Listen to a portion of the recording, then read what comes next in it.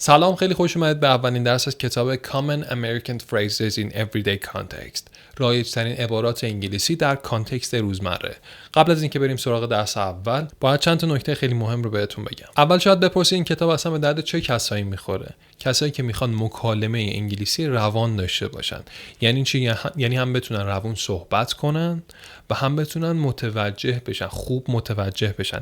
یه خورده که میریم جلوتر توی این کتاب یا حتی همون توی درس اولی که امروز داریم متوجه میشید که من چجوری این عبارات رو نمیدونستم، یا اگه اینو جایی میشینم قطعا یک برداشت دیگه ای داشتم و اینها باعث میشه که شما یک مکالمه روان نداشته باشید، چون خیلی از این فریز ها رو نمیدونید. و اما روند دوره هم اینجوریه که اول اسکای که خودش یک نیتیو اسپیکره، یعنی زبان مادرش انگلیسیه، انگلیسی امریکایی هم هستش، میاد یک سری جملات رو برای شما میگه.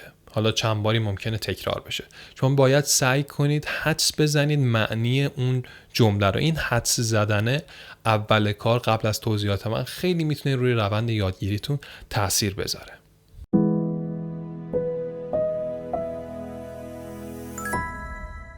سلام، من مهدی جهرومی هستم، مدرس زبان انگلیسی و توی این کانال کنار اسکای از امریکا قرار انگلیسی واقعی با هم دیگه یاد بگیریم. اگر کانال ما رو سابسکرایب نکردید حتما الان سابسکرایب کنید، زنگوله بغلش رو هم فراموش نکنید تا اولین نفری باشید که پست‌های ما رو تماشا میکنید. موضوع درس اول چیه؟ یه سری فریز میخوایم یاد بگیریم که شما موقع مکالمه کردن واقعا بهشون نیاز دارید. یعنی مثلا ممکنه توی مکالمه بخوان یه چیزی در مورد بچگیتون بگید بچه که بودم، یا مثلا میخوان یک موضوع خیلی جذابی رو اضافه کنید به جملاتتون، یا مثلا میخواین بگید که بجز اون چیزا تمام این فریزهایی که شاید الان مثلا بگید با من که اینا رو بلدم، نه، چیزی که یک نیتیو اسپیکر استفاده میکنه و جملاتتون رو خیلی قشنگتر میکنه و صحبت کردنتون رو روونتر میکنه رو توی درس اول میخوایم یاد بگیریم.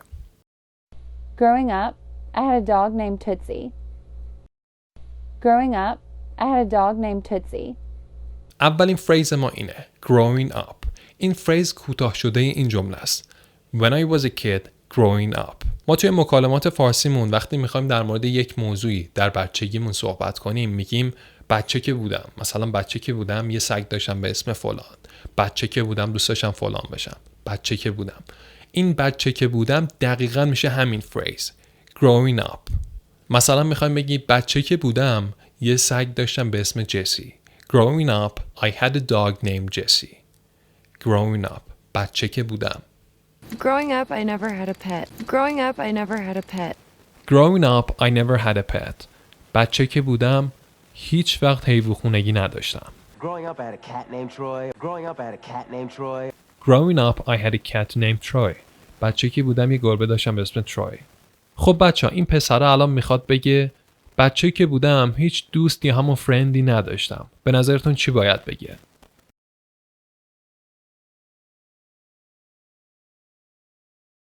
I didn't have any friends growing up. I didn't have any friends growing up. I didn't have any friends growing up.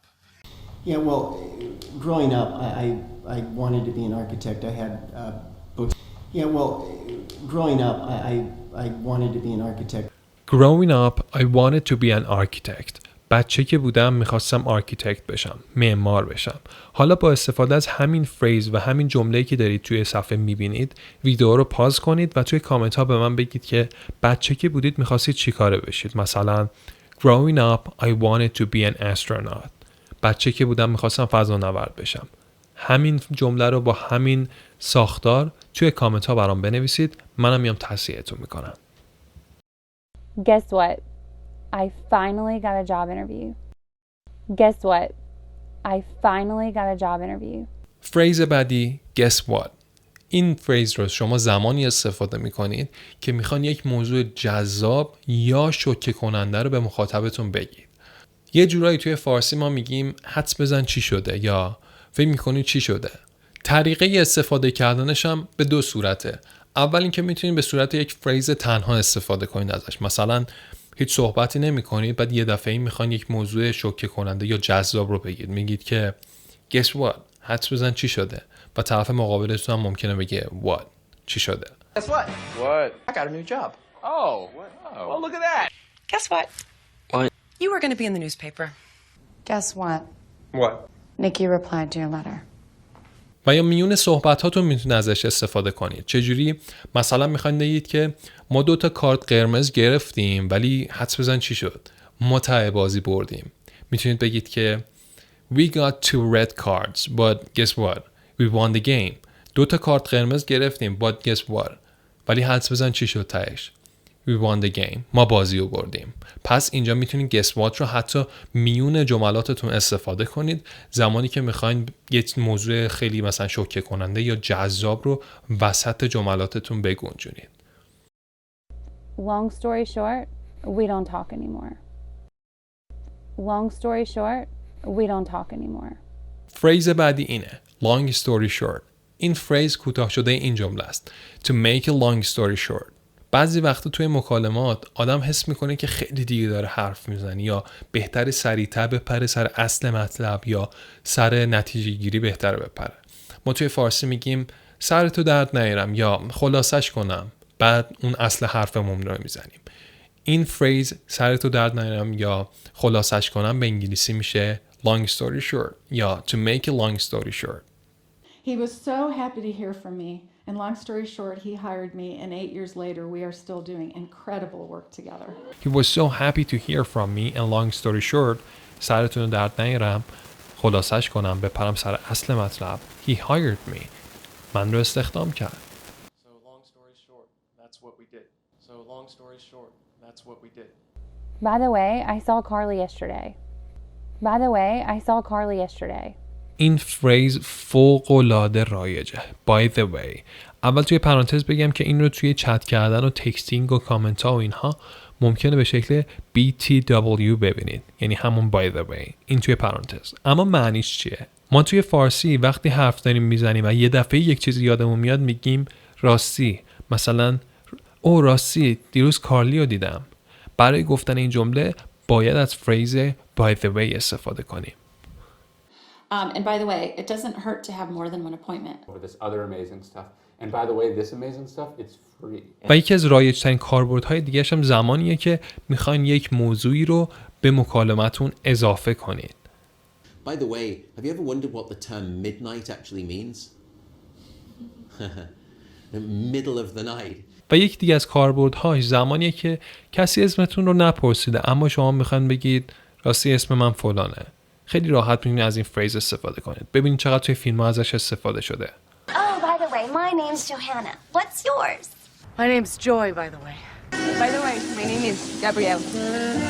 I just think you should stop thinking about him. Other than that, I have no idea.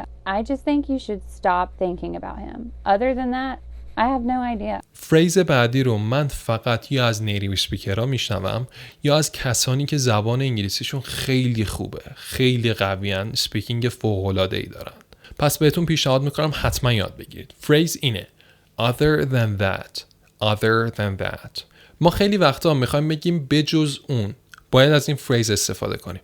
مثلا میخوایم بگیم که غذاش یکم سرد بود ولی بجز اون همه چی اوکی بود.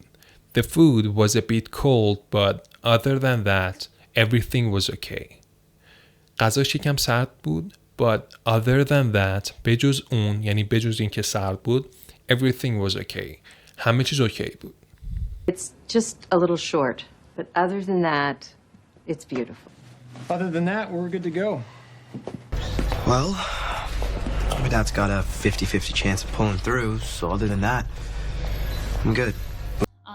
I just get like the little strays in this area, the little stuff in the middle, but like other than that I don't really touch them. خب این بود درس اول از این کتاب. خیلی ممنون میشم اگه نظراتتون رو توی کامنت ها برامون بنویسید و بگید که تعداد فریز ها رو توی هر درس بیشتر کنیم یا همین 5-6 تا 6-7 تا اوکیه. و الان هم 2 تا پست دیگه اومده روی صفحه که مطمئنم میتونه براتون کاربردی باشه. خیلی ممنون که تماشا کردید و توی درس بعدی میبینمتون.